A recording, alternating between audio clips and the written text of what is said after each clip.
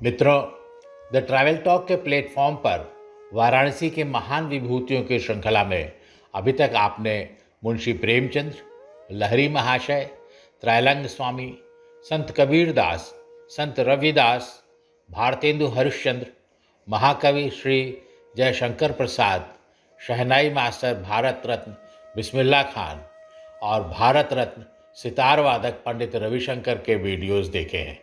आज हम चर्चा करेंगे भारत रत्न महामना पंडित मदन मोहन मालवीय की। पंडित मदन मोहन मालवीय 25 दिसंबर 1861 से 12 नवंबर 1946 तक रहने वाले एक भारतीय विद्वान, शिक्षा सुधारक और राजनीतिज्ञ थे, जो भारतीय स्वतंत्रता आंदोलन में अपनी भूमिका के लिए उल्लेखनीय थे। वो 4 बार भारतीय राष्ट्रीय कांग्रेस के अध्यक्ष रहे और अखिल भारतीय हिंदू महासभा के संस्थापक थे। गांधी जी द्वारा उन्हें महामना की उपाधि प्रदान की गई थी। मालवीय जी ने भारतीयों के बीच आधुनिक शिक्षा को बढ़ावा देने के लिए प्रयास किया और 1916 में वाराणसी में बनारस हिंदू विश्वविद्यालय की स्थापना की। यह एशिया में सबसे बड़ा आवासीय विश्वविद्यालय है, जिसमें कला, वाणिज्य, विज्ञान, इंजीनियरिंग, भाषाई अनुष्ठान, चिकित्सा, कृषि, प्रदर्शन कला, कानून प्रबंधन और प्रौद्योगिकी विषयों में 40,000 से अधिक छात्र हैं। मालवीय जी 1919 से 1938 तक बनारस हिंदू विश्वविद्यालय के कुलपति रहे। मालवीय जी भारत स्काउट्स एंड गाइड्स के संस्थापकों में से एक थे। 1919 में इलाहाबाद से प्रकाशित एक अत्यधिक प्रभावशाली अंग्रेजी समाचार पत्र द लीडर की स्थापना की। वे 1924 से 1946 तक हिंदुस्तान टाइम्स के अध्यक्ष भी रहे। उनके प्रयासों के परिणाम स्वरूप 1936 में इसके हिंदी संस्करण हिंदुस्तान दैनिक का शुभारंभ हुआ।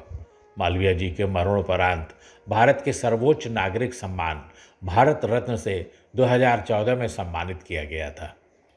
मालवीय जी का जन्म 25 दिसंबर 1861 को प्रयागराज में पंडित बृजनाथ और मूना देवी के यहाँ हुआ था। चूँकि वे मालवा उज्जैन के रहने वाले थे, उन्हें मालवीय के रूप में जाना जाने लगा। उन्होंने 16 साल की उम्र में मिर्जापुर के नंदलाल श्रीवास्तव की बेटी कुंदन देवी से शादी की। उनके पूर्वजों को उन हिंदू धर्म ग्रंथों के ज्ञान और संस्कृत विद्वता के लिए बहुत सम्मान दिया जाता था। उनके पिता भी संस्कृत शास्त्रों के ज्ञाता थे और श्रीमद् भागवतम का पाठ करते थे। मालवीय जी की शिक्षा 5 वर्ष की आयु में महाजनी पाठशाला में शुरू हुई। बाद में वे हरदेव के धर्म ज्ञानोपदेश पाठशाला में शामिल हो गए। फिर उन्होंने इलाहाबाद जिला स्कूल में प्रवेश लिया, जहां उन्होंने मकरंद नाम से कविताएं भी लिखना शुरू किया, जो पत्रिकाओं में प्रकाशित हुईं। मालवीय जी ने 1879 में म्योर सेंट्रल कॉलेज से मैट्रिक किया, जिसे अब इलाहाबाद विश्वविद्यालय के नाम से जाना जाता है, और अपनी बीए कलकत्ता विश्वविद्यालय से की। मालवीय जी संस्कृत में एमए करना चाहते थे, लेकिन पारिवारिक परिस्थितियों ने उन्हें ऐसा करने की अनुमति नहीं दी और उनके पिता चाहते थे कि वे इसके बजाय भागवत पाठ के पारिवारिक पेशे को अपनाएं। जुलाई 1884 में मालवीय जी ने इलाहाबाद के सरकारी हाई स्कूल में सहायक मास्टर के रूप में अपना कैरियर शुरू किया। मालवीय जी ने अपने राजनीतिक जीवन की शुरुआत 1886 में कलकत्ता में भारतीय राष्ट्रीय कांग्रेस के अधिवेशन को संबोधित करते हुए की। मालवीय जी अपने समय के सबसे शक्तिशाली राजनीतिक नेताओं में से एक बन गए। 4 मौकों पर कांग्रेस के अध्यक्ष चुने गए। दिसंबर 1886 में मालवीय जी ने दादा भाई नौरोजी की अध्यक्षता में कलकत्ता में भारतीय राष्ट्रीय कांग्रेस के दूसरे सत्र में भाग लिया, जहां उन्होंने परिषदों में प्रतिनिधित्व के मुद्दे पर बात की। उनके संबोधन ने न केवल दादा भाई बल्कि इलाहाबाद के पास कला कांकर के स्टेट के शासक राजा रामपाल सिंह को भी प्रभावित किया, जिन्होंने एक हिंदी साप्ताहिक हिंदुस्तान की स्थापना की थी। उन्हें उसे एक दैनिक में बदलने के लिए एक उपयुक्त संपादक की तलाश थी। जुलाई 1887 में मालवीय जी ने स्कूल से इस्तीफा दे दिया और राष्ट्रवादी साप्ताहिक के संपादक के रूप में शामिल हो गए। वो 2.5 साल तक रहे और अपनी एलएलबी की पढ़ाई के लिए इलाहाबाद चले गए। कानून की डिग्री पूरी करने के बाद उन्होंने 1891 में इलाहाबाद जिला न्यायालय में वकालत शुरू की और दिसंबर 1893 तक इलाहाबाद उच्च न्यायालय चले गए। मालवीय जी 1909 में भारतीय राष्ट्रीय कांग्रेस के अध्यक्ष बन गए। 1918 तक इस पद पर बने रहे। वह एक उदारवादी नेता थे और 1916 के लखनऊ समझौते के तहत मुसलमानों के लिए अलग निर्वाचक मंडल का विरोध किया। मालवीय जी ने शिक्षा और समाज सेवा के अपने संकल्प को पूरा करने के लिए 1911 में कानून की अपनी प्रथा को त्याग दिया। इस व्रत के बावजूद वो एक अवसर पर जब चौरी चौरा मामले में 177 स्वतंत्रता सेनानियों को फांसी की सजा सुनाई गई, वह अदालत के सामने पेश हुए और 156 स्वतंत्रता सेनानियों को बरी करा दिया। शेष 15 को भी उच्च न्यायालय द्वारा क्षमादान के लिए अनुशंसित किया गया था, जिसके बाद उनकी सजा को मृत्यु से आजीवन कारावास में बदल दिया गया था। वे 1912 से 1919 तक इंपीरियल लेजिस्लेटिव काउंसिल के सदस्य थे, जब इसे केंद्रीय विधानसभा में परिवर्तित किया गया था, जिसके वे 1926 तक सदस्य बने रहे। मालवीय जी असहयोग आंदोलन में एक महत्वपूर्ण व्यक्ति थे। वे तुष्टीकरण की राजनीति और खिलाफत आंदोलन में कांग्रेस की भागीदारी के विरोधी थे।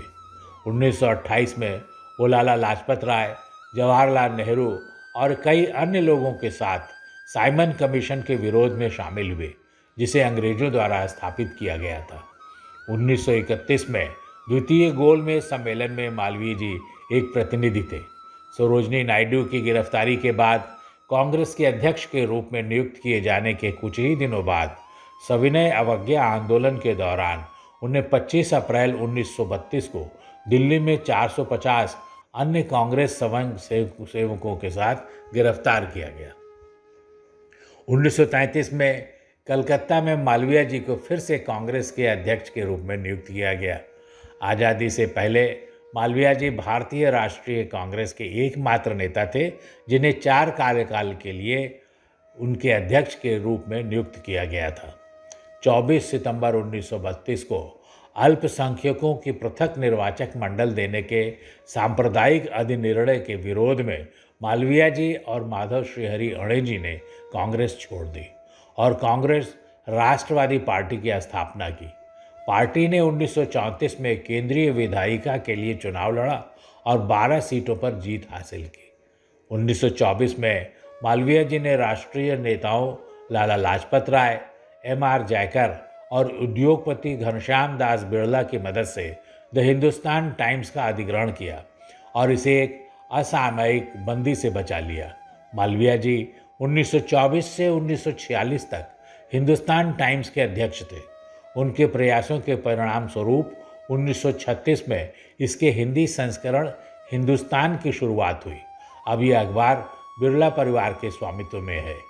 अप्रैल 1911 में एनी बेसेंट मालवीय जी से मिली और उन्होंने वाराणसी में एक हिंदू विश्वविद्यालय के लिए काम करने का फैसला किया। सेंट्रल हिंदू कॉलेज, जिसकी स्थापना एनी बेसेंट ने 1898 में की थी, नए विश्वविद्यालय का हिस्सा बन गया।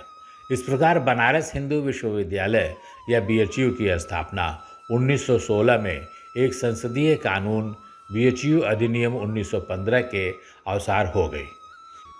यह भारत में शिक्षा का एक प्रमुख संस्थान बना हुआ है। 1939 में उन्होंने BHU के कुलपति पद को छोड़ दिया और S. राधाकृष्णन को कुलपति बना दिया, जो बाद में भारत के राष्ट्रपति बने। लगभग 40,000 की छात्र की आबादी के साथ 16.5 वर्ग किलोमीटर में फैला BHU एशिया का सबसे बड़ा आवासीय विश्वविद्यालय है। मालवीय जी के पुत्र पंडित गोविंद मालवीय जी ने 1948 से 1951 तक BHU के कुलपति के रूप में कार्य किया। समाज सेवा की बात करें तो मालवीय जी ने गंगा को बांधे जाने का विरोध करने के लिए गंगा महासभा की स्थापना की। उन्होंने ब्रिटिश सरकार को गंगा महासभा और अन्य हिंदू धर्म गुरुओं के साथ हरिद्वार में गंगा के निर्बाध प्रवाह और भविष्य में किसी भी बाधा से सुरक्षा के लिए एक समझौते पर हस्ताक्षर करने के लिए मजबूर किया।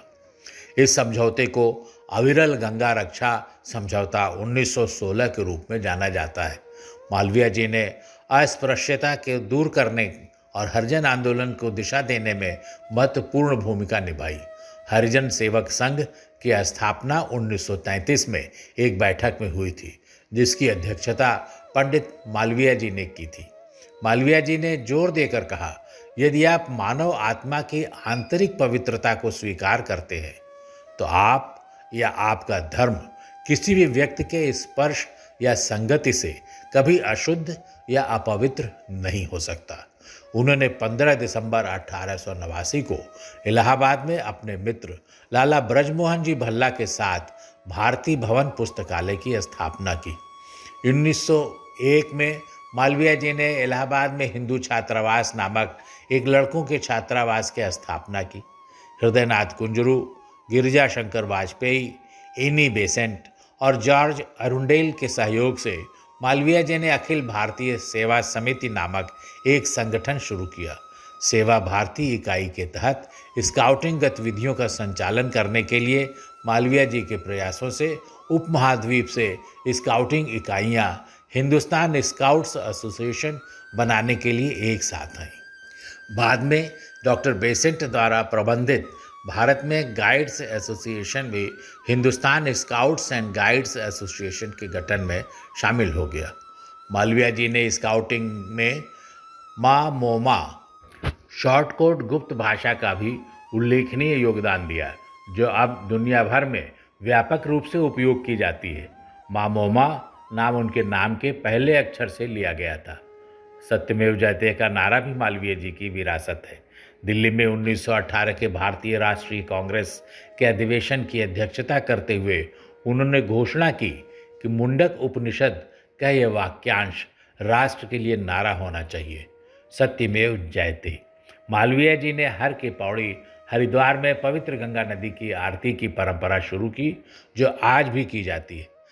भारतीय डाक ने क्रमशः उनकी 100वीं और 150वीं जयंती मनाने के लिए 1961 और 2011 में उनके सम्मान में डाक टिकट जारी किए।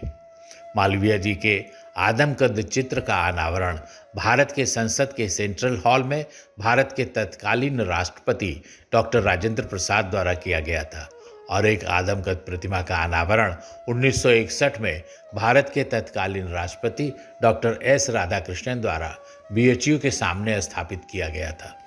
25 दिसंबर 2008 को उनकी जयंती पर महामना मदन मोहन मालवीय के राष्ट्रीय स्मारक मालवीय स्मृति भवन का उद्घाटन भारत के तत्कालीन राष्ट्रपति APJ अब्दुल कलाम ने 53 दीनदयाल उपाध्याय मार्ग दिल्ली में किया था। 24 दिसंबर 2014 को मदन मोहन मालवीय जी को भारत के सर्वोच्च नागरिक सम्मान भारत रत्न से सम्मानित किया गया था। मित्रों, यदि आपको हमारी ये प्रस्तुति अच्छी लगी तो हमारे चैनल को लाइक करें, सब्सक्राइब करें और शेयर करें। यदि आप आगरा, दिल्ली, जयपुर, वाराणसी या मथुरा वृंदावन का टूर प्लान कर रहे हैं तो द ट्रैवल टॉक ऐप को डाउनलोड करें। ये iOS और एंड्रॉयड दोनों पर उपलब्ध है। इस मोबाइल गाइड का लाभ उठाएं। बहुत बहुत धन्यवाद।